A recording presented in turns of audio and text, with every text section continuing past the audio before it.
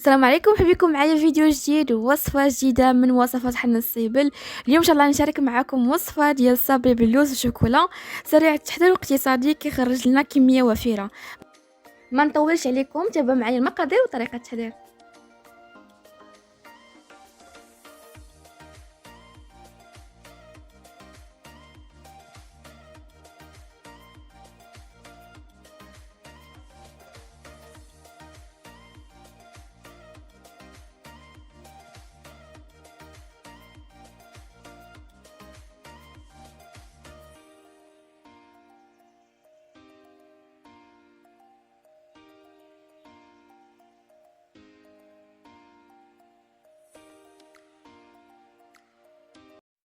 بالنسبه للمقادير كنحتاجو عندنا جوج بيضات، يعني صفار ديال البيض كنحتاجو العجينه، وبياض ديال البيض كنحتاجو للتزيين ديال الصابلي.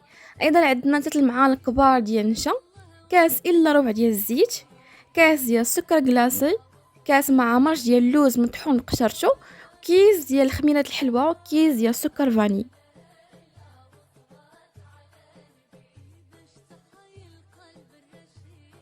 قبيصه الملحه، 250 غرام ديال الزبده بدرجه حراره المطبخ، وكيلو ديال الفورص مغربل.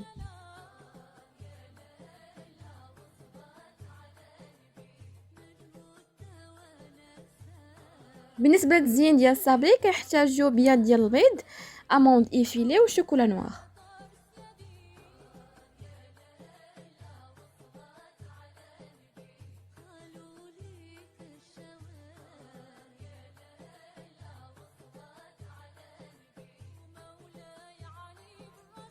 غادي نبدا باول حاجه، عندنا جوج صفار ديال البيض بالنسبه للعجينه ديال الصابلي، وبياض البيض غادي نلصق لي زاموند ايفيلي على القطع ديال الصابلي.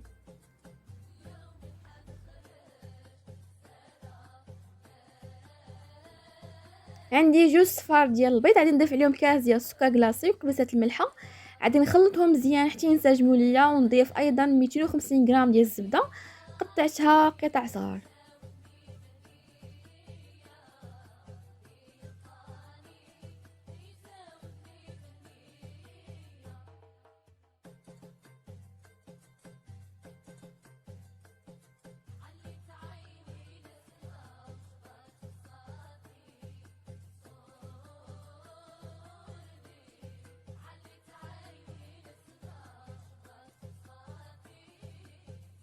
وغادي معاك الزبده مزيان حتى تلبس ليا المكونات البيض والسكر كلاصي حتى يولي ليا القوام ديالها بحال الكريم بوماد، ونضيف عليها كيس ديال السكر فاني وكاس الا ربع ديال الزيت.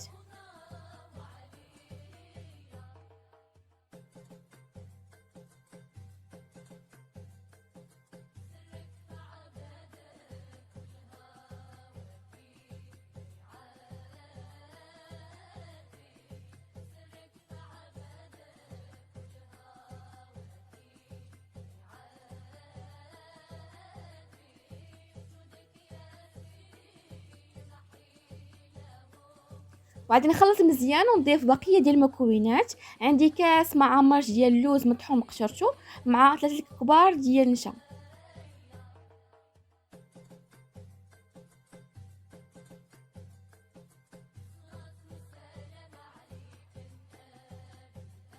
ايضا غادي نضيف فورص مغربل تدريجيا، عندي هنا كيلو، غادي نحتاج منه 750 غرام ديال الفورص، ما يعادل 7 كؤوس ونصف ديال الفورص، قياس كاس ديال العنبه. وفي الاخير غادي نضيف كيس ديال خميره الحلوى، وغادي نجمع الخليط بالاطراف ديال الاصابع بلا ما ندلكها.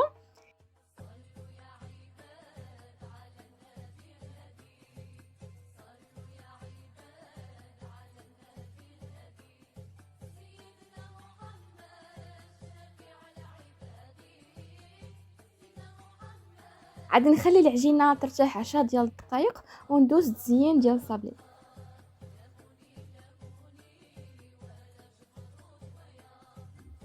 كميه المتبقيه ديال الفورص تقريبا 250 غرام.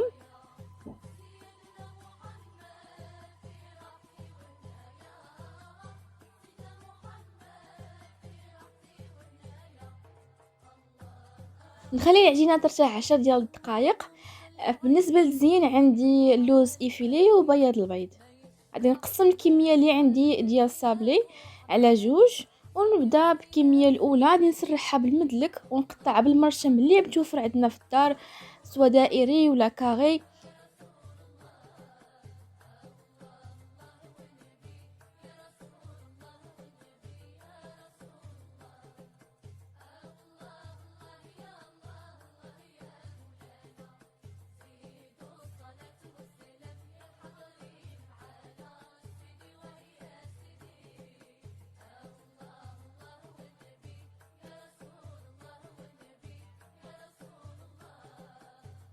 غادي نسرح العجينه ديال الصابلي بالمدلك بسمك واحد مرقيق مغليظ، وغادي نقطع بالمرشم مباشره. نوضع القطع ديال الصابلي في صينيه الفرن باستعمال ورق الطهي.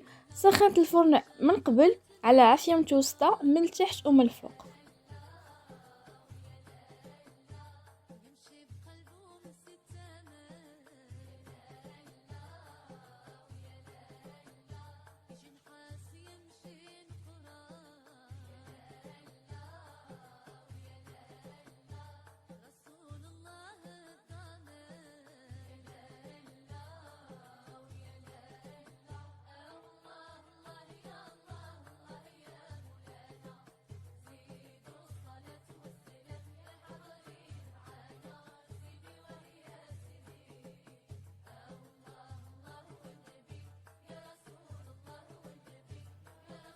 كما تلاحظوا كنقطع القطع ديال الصابلي بمرشم دائري. على ما يسخن ليا الفران غادي ندهن قطع ديال الصابلي ببياض البيض ونزينهم باللوز إيفيلي.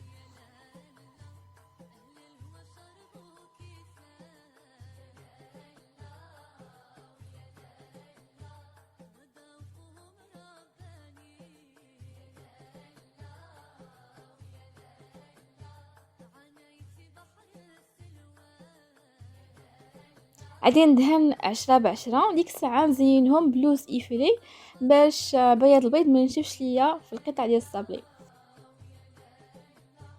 وايضا لوز إيفيلي باش يلصق ليا مزيان في القطع ديال الصابلي.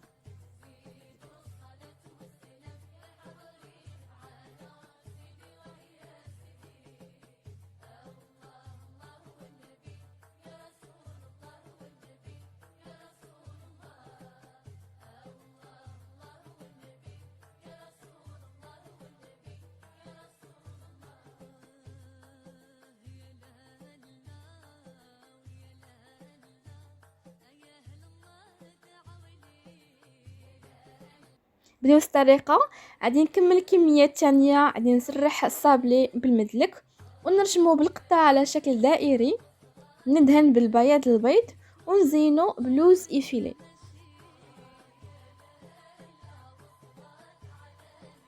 وندخل صينيه للفرن يطيب الصابلي من التحت ومن الفوق. غادي نخليه يتحمر شويه من الفوق باش يجيني اللون ديال اللوز نتواتي مع تزيين النصف الاخر ديال الشوكولا نوار.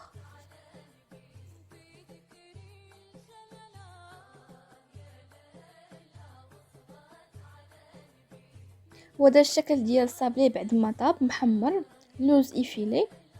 وغادي ندوز للتزيين. غناخد شوكولا نوار غادي نديرو في الباماغي باش نزين نصف ديال القطعه ديال الصابلي. الكميه الاولى غادي نستعمل شوكولا نوار، والكميه الثانيه غادي ناخد شوكولا نوار ونضيف ليها جوج القطع ديال الشوكولا البيضاء باش نهرس داك النوار ديال الصابلي. غادي نحصل على اللون ديال الكراميل.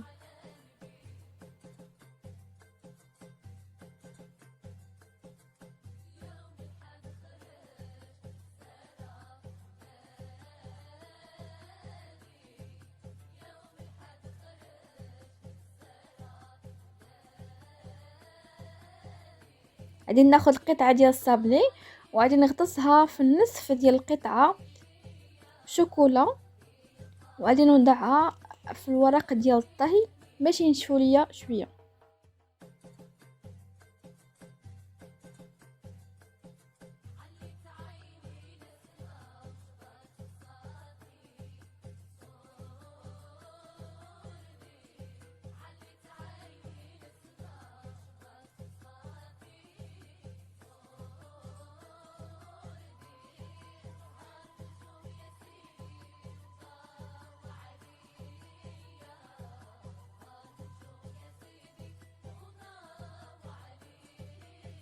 الكميه الاولى حصلت على صابلي مزيان بالشوكولا نوار، وغادي ندوز للكميه الثانيه نفس الشوكولا اللي عندي غنضيف ليه 2 قطع ديال الشوكولا البيضاء باش نحصل على لون كراميل كما تلاحظوا في الطبق ديال التقديم ديال الصابلي باش نهرس اللون شوكولا نوار مع شوكولا كراميل.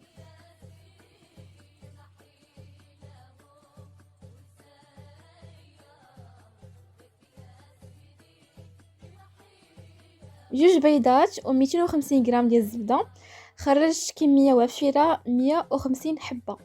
ممكن ايضا نديرو نفس الكميه عاد تلقاو في صندوق الوصف مقادير مضبوطين ديال الصابلي اموند وشوكولا.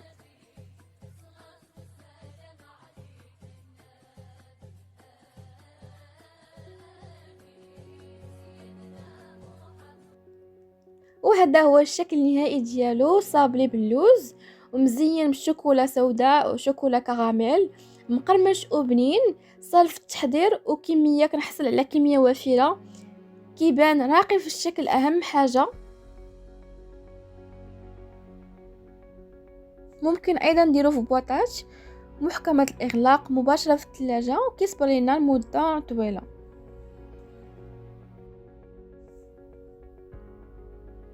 وصلت لنهايه لا فيديو، نتمنى نكون وصلت الفكره ديالي صابلي ايكونومي، صابلي اقتصادي، مقادير بساط وفي نفس الوقت بريستيج وبنين. نتمنى ايضا الوصفه ديال اليوم تكون نالت اعجابكم. الى فيديو جديد ووصفه جديده من ضمن تحضيرات عيد الاضحى المبارك، ومبروك عواشركم، مع السلامه.